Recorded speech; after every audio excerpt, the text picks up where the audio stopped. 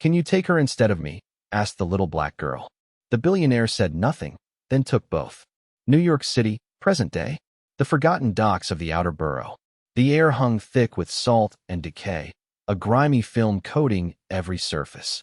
A single, flickering fluorescent light hummed overhead, casting long, distorted shadows inside the cavernous warehouse. Corrugated steel containers formed a maze, and farther out, in the darkest corner of the concrete expanse, were people. They were women, most of them refugees, marked with zip ties at their wrists and ankles. Some too weak to sit upright, dressed in torn, dirty clothes, their faces hollowed by fear and hunger. No one bid on them. Not here. This was the end of the line, the ones deemed unsellable, the kind the traffickers would dispose of after the real business was done. Silas Vance moved past them without slowing. He wore a tailored charcoal suit that cost more than most cars, his expression shaded, unreadable. 38, tall, with the hard-honed frame of a man who fought discipline for breakfast, and a subtle scar that traced his left temple. A gift from the car crash that had stolen his family. He'd buried his wife 5 years ago, their daughter Eva 2 months after. Since then, Silas lived alone, building a tech empire from a sterile penthouse that overlooked a city he no longer felt a part of, outrunning memories. He didn't look toward the enclosures. He didn't need reminders of how ugly this world had gotten. He was only here to acquire a data broker, a human asset in his war against a rival. But then something tugged at the hem of his jacket. A small hand, dirty fingers, brown eyes too wide for a face so small. She couldn't have been more than 4 years old. "You don't have to take me," she whispered, her voice trembling in broken English. "Just take my mama." Silas turned his head. The little girl stood barefoot on the grimy concrete, clutching the edge of his coat with a kind of reverence. Her dress was torn, her knees bruised, her face smudged with dirt beneath tangled braids of black hair. She pointed one tiny finger toward the shadows. There, slumped against a steel support beam, was a woman, late 20s maybe. Her skin, once rich and deep, was now ashen with exhaustion and fever. Her wrists were bound with plastic ties, raw and bleeding. Her lip was split, her jaw bruised, one eye swollen shut. She wasn't moving. "Is that her?" Silas asked quietly. The girl nodded. She hasn't eaten. I gave her my bread. All of it. 2 days." Silas crouched slowly, the fine wool of his suit creasing as he came level with the girl's eyes. "What's her name?" he asked. "Lena," she said. "She's my mama. They said if no one buys her today, they'll take her somewhere bad." Silas looked again at the woman, Lena, barely breathing, hands tied above her head like a broken machine. He saw the swelling on her wrists, the split skin on her cheek. He saw the girl's eyes, too, a mirror of every hunger he had never known how to feed in his own daughter. "Please," she whispered again. Just take her." Silas stood. He didn't speak. He walked toward the enclosure where Lena lay, crumpled in the dust. The trafficker sitting nearby on a plastic crate perked up, a taser tapping against his knee. "You looking to make a purchase, suit?" the man asked. Silas didn't answer. He pulled a slim, black device from his coat, tapped the screen, and a QR code glowed. He set it on the rickety table. An untraceable crypto transfer. The amount was obscene. "I'll take both," Silas said. The trafficker's brows rose. "Both?" Silas nodded toward the child. "The girl comes too." The man leaned forward, scanning the code with his own device, his eyes widening at the number of zeros. "Well now, you just bought yourself a whole mess of trouble, money man." Silas looked down at the unconscious woman, then at the girl still standing behind him. "I've had worse," he said. He lifted the girl gently, settling her against his side. Her arms curled around his neck without a sound. Then, as careful as handling glass, he used a pocket knife to slice Lena's bonds and carried her across the filthy floor. Not a soul spoke as he passed. Not one. But somewhere in the silence, as he walked away from the enclosure, the little girl whispered against his collar, "Thank you for taking both."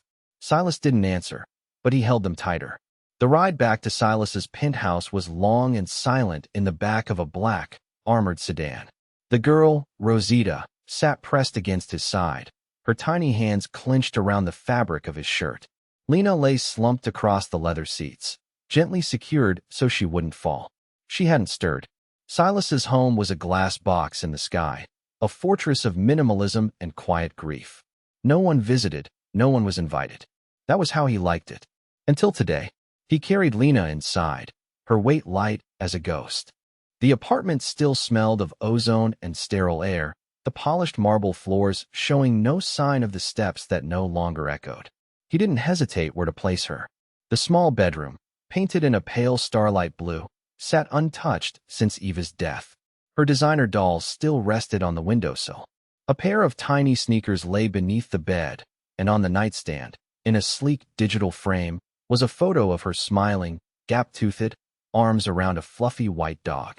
Silas laid Lena on the bed gently, as if afraid the room might protest.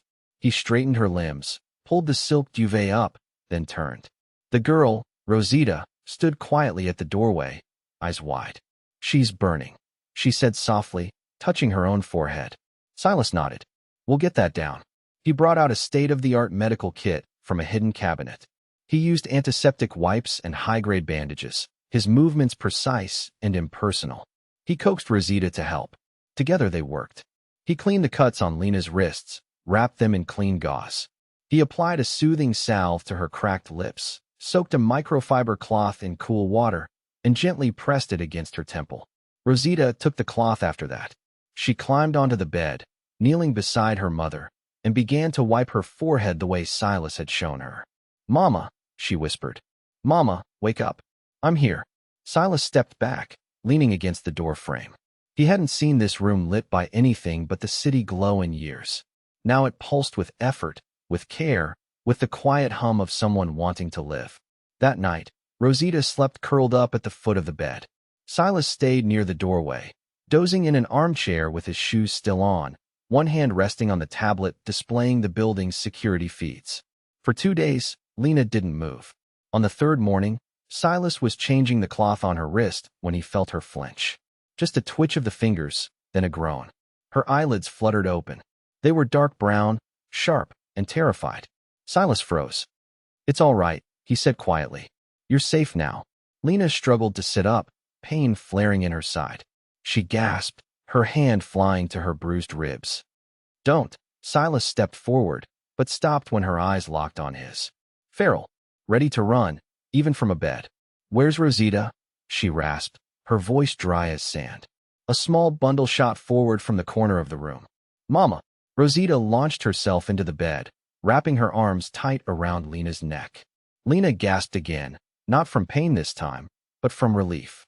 Her arms curled around the girl, holding her so tight they both trembled. Silas backed away, giving them the space they needed. In the kitchen, he sat at the vast marble island, staring down at his hands. They were clean and uncalloused, built for keyboards and contracts, not for bandages and whispered comforts. But for 3 days, they had done something different. And in the quiet beyond the wall, he heard it. A mother's sob, a daughter's giggle. 2 sounds he hadn't heard in years. And though he would never say it aloud, something old inside him shifted. Not healed, not yet, but stirring. The sound of a scream shattered the morning quiet. Silas dropped the tablet he was reading and sprinted back toward the bedroom, his bare feet silent on the cold marble. The door was already open, slammed against its stop. Inside, chaos reigned. Lena stood wild-eyed and panting, her hair a tangle across her face. A heavy, silver-backed hairbrush was clutched in her hand like a weapon, raised high and trembling. "Stay away," she shouted, her voice thick with raw fear. Silas froze in the doorway. He raised both hands slowly, palms open. "It's all right," he said gently. "You're safe." But Lena didn't hear him, or couldn't. Her whole body trembled with a storm that had lived in her bones for too long. She lunged. The brush cracked against his shoulder. Again and again. Each strike wasn't about hurting him. It was about not being helpless anymore. "You bought me," she cried, her voice splintering. "You think that gives you rights? That I'm yours now? Just another thing in your collection?" Silas didn't flinch. He didn't defend himself. He just stood there and took it. When her breath finally hitched and her arm dropped with exhaustion, Silas met her gaze and said one word. "No." Then he turned and walked out. Lena collapsed to her knees, clutching the brush, her shoulders shaking. From behind the door, a small shadow stirred. Rosita stepped into the room, her small hands pulling at the hem of her new pajamas. She walked carefully toward her mother, knelt beside her, and touched her arm. He sleeps on the floor, Rosita whispered. He never comes in. Lena blinked. What? He makes soup, she continued. And he brushed my hair, but he sleeps on the couch every night by the door. I see him. Lena turned her head. For the first time, she noticed the folded blanket and pillow tucked beside the armchair just outside the door, half hidden, easy to miss. Silas had never once entered the room without an invitation. She had thought it was because he didn't care. Now she realized it was because he did. Her gaze drifted across the room to the digital frame on the bedside table. A little girl with missing front teeth held a dog in her arms, beaming like the sun. Eva. That night, Silas brought a tray of food. Lena didn't speak, but she nodded when he set it down. He didn't linger. Rosita whispered stories about the city lights and how Mr. Silas is quiet, but he hums to the computer when he's alone. Lena let out a laugh, soft and real, the first sound of warmth from her lips in days. When she turned off the lamp that night, she didn't lock the door. She didn't feel like she had to. The next morning, Lena stood in silence, watching Silas from the floor-to-ceiling window as he stood on his balcony, taking a business call. His posture was rigid, his voice commanding, but there was no hunger in his gaze, no claim in his stance. Just a man who said he would help and kept doing it. And for the first time in years, Lena felt something unexpected move through her. A question. A beginning. Maybe, just maybe, not all men came to take. They came in the late afternoon. A black, windowless van pulled up to the service entrance of the building. 3 men in tactical gear got out, their movements heavy and sure, like they owned the concrete. Silas saw them on his security feed before they even buzzed the concierge. He met them in the private lobby, his face a mask of cold calm. The leader smirked, a man with a serpent tattoo coiling up his neck. Name's Doyle. We're here on business. He held up a tablet displaying a forged contract. We've come to collect our merchandise. A woman named Lena, property of our employer. Got the papers right here. I bought her, Silas said flatly. No, Doyle said, stepping closer. You bought her time. She belongs to us now. Just hand her over, and we'll be on our way. Silas's eyes flicked toward the elevator camera feed on his watch. Lena was watching, Rosita clinging to her. He turned back to the men. Get off my property. The second man sneered. Or what? In one swift, fluid motion, the man behind Doyle reached for the gun at his hip, but Silas was faster. He spun to the right, pressing a concealed button on the wall. A section of the marble panel slid open, and a sleek, black handgun fell into his hand. The blast was deafening in the enclosed space. The second man went down, clutching his leg. The other 2 scrambled. Doyle drew and fired.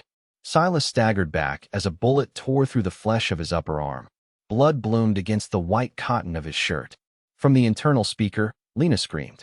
Rosita cried out. Silas dropped to one knee, aimed, and fired at their feet, shattering the marble floor. Doyle cursed, ducking behind a column. Next one takes your head off, Silas growled. That was all it took. They dragged their wounded man back to the van and fled into the city traffic. Silas stayed on one knee for a long breath, blood dripping onto the pristine floor. Then the elevator doors burst open. Lena rushed to him, dropping to the ground with a gasp. Her hands shook, but she pressed them to his arm, tearing the shirt away. You're bleeding, she whispered. He grunted. Not too bad. You're a fool, she said, tears streaking down her cheeks. You could have been killed. I've been dead before, he said softly, when I lost my daughter. But today, I'm alive. She froze. Then, without a word, she pressed a cloth from her pocket to the wound and wrapped his arm as best she could. You didn't have to come down here, he said. I did, she replied, meeting his eyes. Because you didn't have to fight for me. But you did. Inside the elevator, Rosita clung to the doorway, watching as her mother knelt in the lobby beside the man who had shed blood for her. And for the first time, Lena's hands didn't shake when she touched him. The kitchen smelled of antiseptic and expensive vodka. Silas sat shirtless at the marble island, his jaw tight. The bullet had passed clean through, but the wound was ugly. Sweat clung to his brow, but he made no sound. Lena stood beside him with a kitchen knife she'd sterilized in flame and the bottle of vodka. You sure you want to do this? He asked quietly. Lena nodded. I've seen worse. She leaned closer. I need to cut a little, she whispered. To clean it out.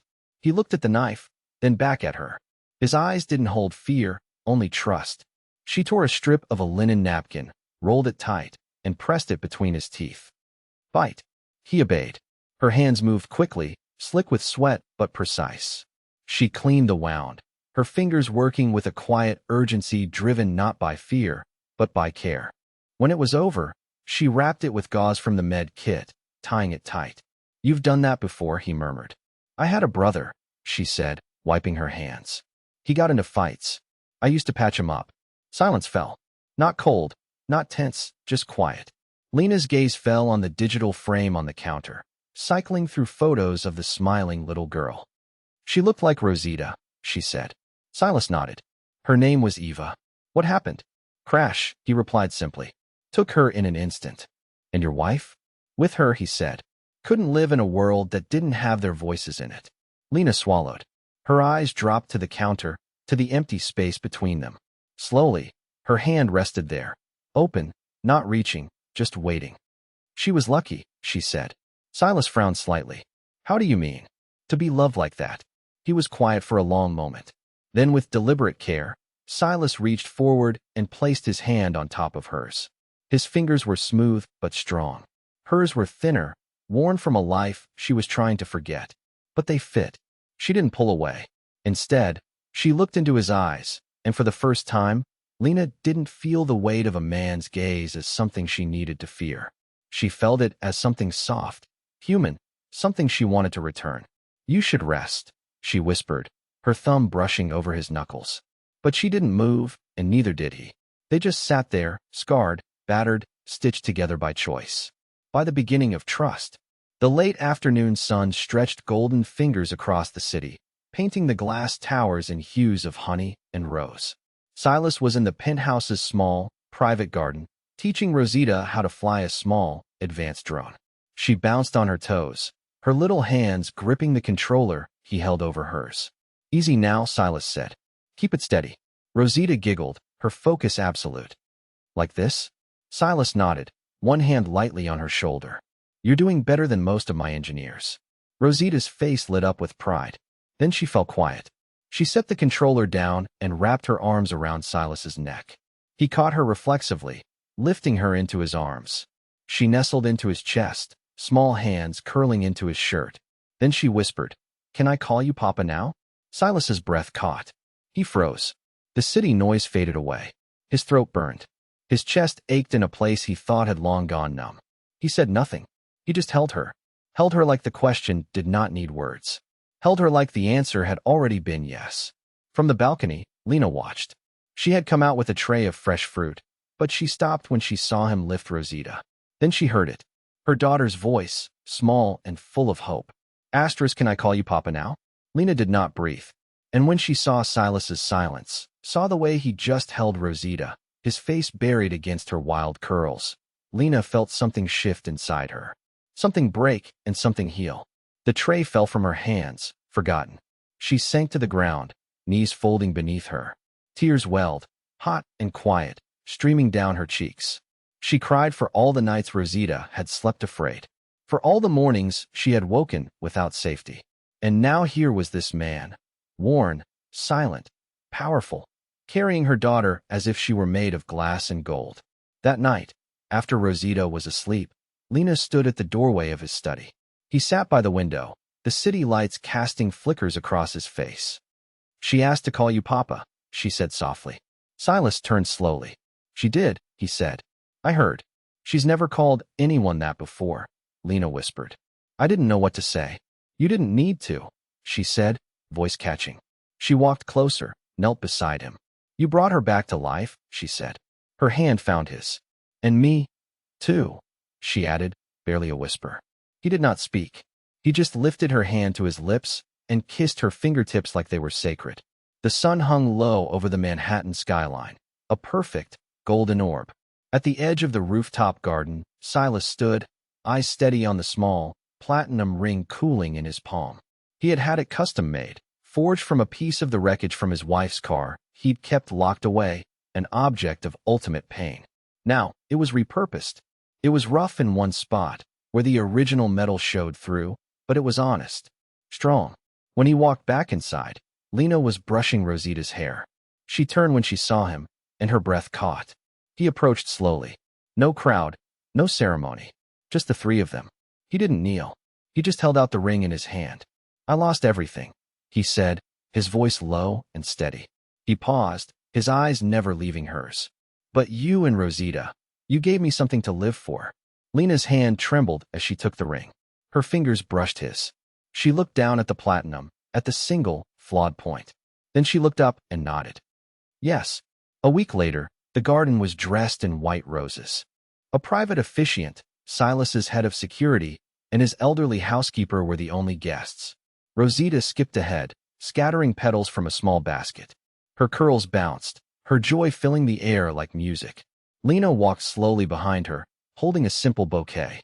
Her dress was simple, elegant, and white. Her eyes were bright, her hands steady. The scar on her wrist was visible, but she did not hide it. There was nothing shameful in survival. When Lena reached him, she whispered, "I never dreamed I'd wear white again." Silas shook his head. "You earned it," he said. The vows were simple, the kiss sweet and slow. Two broken people finally whole. When they turned, Rosita ran to them and grabbed both their hands. "Now we're all three," she said, beaming. Silas looked at Lena, and Lena, head high, heart full, smiled through tears. "Yes, mi amor," she said. All three. The days after were slow, quiet, and full of breath. Lena began her mornings in the vast kitchen. She burned the pancakes twice that first week, but Silas ate every bite. In the evenings, they sat on the balcony.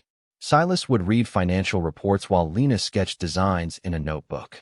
Rosita drew on a tablet, pictures of the three of them holding hands, smiling under a big yellow sun. She saved each one to the digital frame by the hearth. One night, Lena whispered, "We are family." Silas looked at her from across the room. He nodded. "We are." They found a rhythm. One afternoon, Lena opened a closet in a guest wing and found a dusty box. Inside was a dress. Eva's, yellow and soft. She pressed it to her chest and wept. That evening, she gave it to Rosita, who twirled in the fading light. Silas watched them from the doorway, hands in his pockets, eyes glassy. "You okay?" Lena asked softly. He nodded. "I think for the first time in a long while, yes." At night, Rosita would crawl into their bed, tuck herself between them, and whisper, "I love you, Mama. I love you, Papa." And every time, Lena's eyes would blur. Not from pain, but from the kind of joy that hurts when you've lived too long without it. Silas had a small, bronze plaque made for the front door. La Casa de Esperanza, the House of Hope. Lena kissed him when he installed it. One crisp morning, Lena stood at the edge of the balcony, looking out at the waking city. Silas came up behind her, wrapped his arms around her waist, and rested his chin on her shoulder. "You still scared?" he asked. She shook her head. "Not anymore." Inside, on the wall above the fireplace, hung the latest drawing from Rosita. A family of three, with hearts drawn over their chests. Below it, Lena had framed a piece of paper with one word written in careful script, "Home." Asterisk: I was caged, barcode, sold like property, forgotten like trash. But he saw more. The little girl who begged him to save me, she gave me life. And the man who stayed silent when others shouted, he gave me a future. Now I see it too. I am not owned. I am not broken. I am loved. I am home. If this story made your heart ache and heal, if you felt the silent strength of Silas, the fierce love of little Rosita, and the quiet rebirth of Lena, then you are exactly why we tell these stories. We believe in romance forged through fire, in families built not by blood, but by choice. In the darkest corners of the modern world, love still finds its way. Subscribe now to never miss a tale of redemption, resilience, and the kind of love that walks through fire and stays. Because real love doesn't always come in a perfect package. It comes with scars, sacrifice, and someone willing to stand beside you. Subscribe to Midnight to Stars, where broken souls find their way home.